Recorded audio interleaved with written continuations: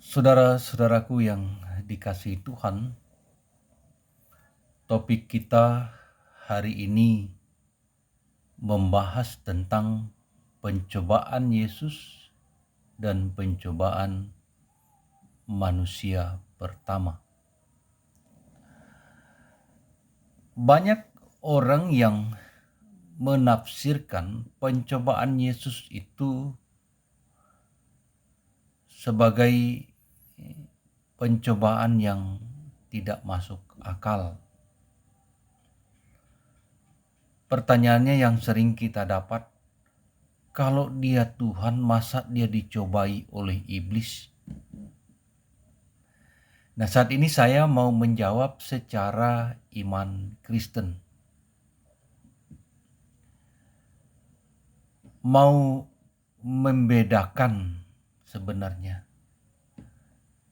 antara kemanusiaan pertama dan kemanusiaan Tuhan Yesus. Manusia pertama, Adam dan Hawa, ketika dicobai oleh iblis, mereka jatuh. Karena mereka tidak hafal, tidak ingat akan firman Tuhan yang melarang mereka untuk makan buah yang ada di tengah-tengah taman itu. Sedangkan iblis sangat licik. Ia memutarbalikkan firman sehingga membuat Adam dan Hawa merasa tertarik menerima tawaran iblis. Karena itu saya selalu katakan, orang yang selalu memutarbalikkan firman itu sebenarnya adalah karakternya iblis. Lalu kehadiran Yesus atau kehadiran Tuhan Yesus juga dicobai hal yang sama oleh iblis. Tetapi kita tahu inilah perbedaannya. Kemanusiaan Adam dan Hawa dan kemanusiaan Tuhan Yesus. Saat Yesus berpuasa 40 hari 40 malam, tentu lapar dan haus.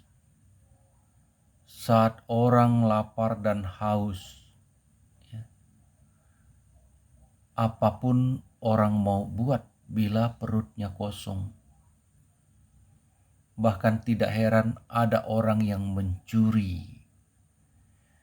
Ada orang yang sanggup membunuh karena perutnya lapar. Perut ini tidak tahu kita tidak ada uang, tidak punya makanan. Tapi saatnya, waktunya makan, dia tetap menuntut mau makan. Tapi saat Tuhan Yesus berpuasa 40 hari 40 malam dalam keadaan yang lapar dan haus, saya pikir tidak ada manusia yang sanggup puasa seperti itu. Karena itu bagi iman Kristen tidak mewajibkan orang berpuasa. Tetapi bagi yang mau berpuasa dipersilahkan. Mereka berpuasa dalam bentuk bagaimana, puasa apa, itu terserah masing-masing. Kalau dia menghadapi pergumulan, menghadapi tantangan, dia mau berpuasa, sah-sah saja. Kalau dia mau berpuasa rutin juga sah-sah saja, tidak apa-apa. Jangan katakan orang Kristen tidak berpuasa. Berpuasa. Saya 2 minggu lalu berpuasa 7 hari. Saudara-saudaraku, dalam situasi orang lapar dan haus, iblis memang luar biasa hebat. Ia membawa Yesus kepada tumpukan-tumpukan batu lah seperti itu ya. Ia menyuruh mengubah batu menjadi roti. Saya selalu mengajarkan, sebenarnya Tuhan Yesus mampu mengubah batu menjadi roti. Karena bagi iman Kristen, Tuhan Yesus itu maha kuasa. Dia cuma bilang, "Hei batu, jadilah kamu roti karena saya lapar." Bisa. Ingat, dia cuma bilang, "Hai pohon ara, matilah kau." Mati. Tapi Yesus tidak mengikuti perintah iblis. Tapi dia justru memakai bujukan iblis dengan firman Tuhan.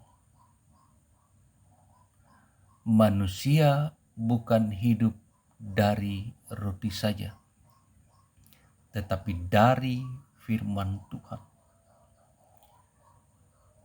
Di sini berarti bukan Yesus meniadakan roti, tetapi jauh lebih penting adalah firman Tuhan. Tahu dan mengerti firman. Karena kalau kita tidak tahu tentang firman Tuhan, maka kita bisa dikalahkan oleh iblis yang jago memutarbalikkan firman. Yang kedua, Tuhan Yesus ditawarkan untuk terjun dari bumbungan bait Allah. Karena ada malaikat yang akan menatang engkau. Atau menyambutlah istilahnya begitu. Tuhan Yesus juga berkata, jangan mencobai Tuhan Allahmu. Banyak di antara kita suka mencobai Tuhan Allah. Bahkan Tuhan Allah sudah memberitahu, "Hei, barang itu beracun. Jangan dimakan." Tapi karena kesombongan beriman, saya sudah percaya kepada Tuhan. Lalu dimakan. Itu namanya mencobai Tuhan. Ketika orang kasih tahu sesuatu yang berbahaya, tapi kita juga nyeleneh dan mengakui kita orang beriman, maka kita juga lakukan hal yang berbahaya itu. Itu namanya kebodohan, bukan cerminan orang beriman. Atau orang sudah sampaikan, "Hei, orang mau membunuh kamu di sana, jangan lewat itu." Kita juga mengatakan, "Saya orang beriman, tidak ada orang yang mau membunuh saya di sana." Kita pergi dan kita bisa bahaya. Jadi sekarang itu kalau ada orang yang memberitahu sesuatu yang baik kepada kita atau sesuatu yang tidak baik,